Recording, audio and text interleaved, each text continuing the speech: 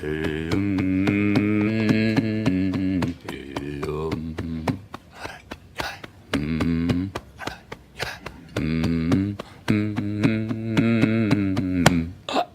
Wolf of Wall Street was directed by Martin Scorsese. He's one of my favorite directors of all time, as he produced this movie called Taxi Driver in 1976 and Goodfellas in 1990.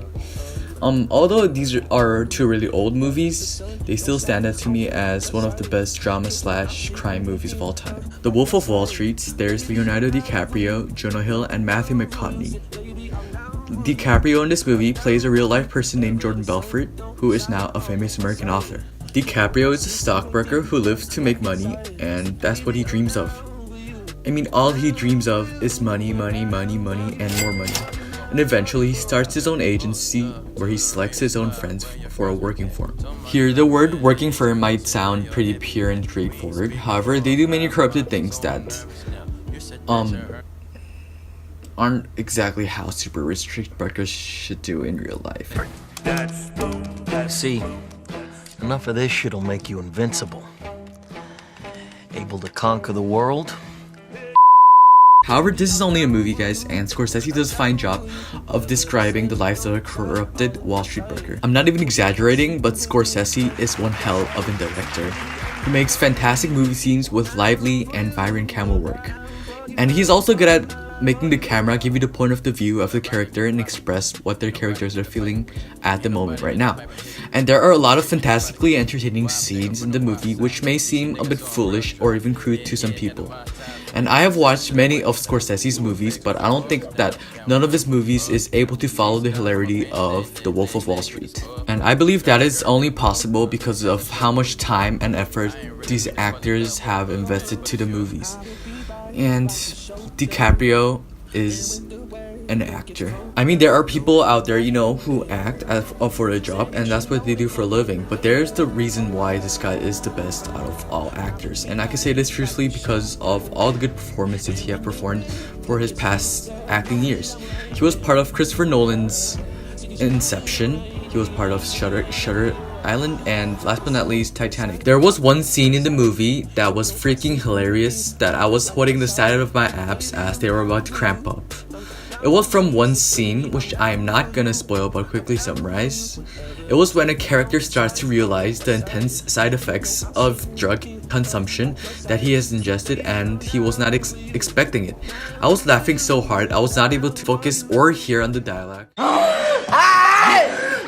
Get out of here! You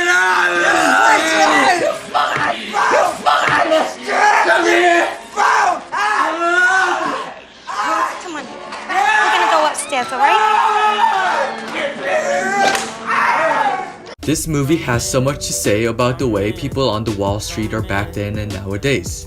And some may think that this is actually funny, that it's condoning these various acts that are so bad and being irreverent by saying, yes, it's okay to be obsessed with doing drugs and to be sexually attracted to ladies. However, there are dire consequences for living this type of life. As I said previously, this is only a movie and the scenes here are exaggerated quite unreally, so you shouldn't do it anyways. Now, this movie is very long. It is actually 3 hours long, and this movie has a lot of factors such as comedy,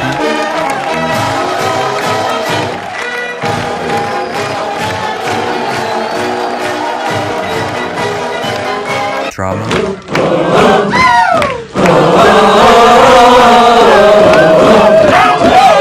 seriousness, What are you saying? I can't go down into this flooding. It's 3 feet of water down there! But the fact that Scorsese is able to maintain the audience's focus is absolutely stunning. And to be honest, this was actually one of the only movies that I was not able to sleep in because it was so funny and everything. This movie is in fact rated R, and it includes some major drug consumption, nudity, and cursing, of course. And I did not recommend you guys to watch this with your parents or someone you're uncomfortable with, and that's why I watched it myself. And other than that, Martin Scorsese's The Wolf of the Wall Street is amongst the most bludgeoning, if not the most bludgeoning, films ever to be granted an R rating.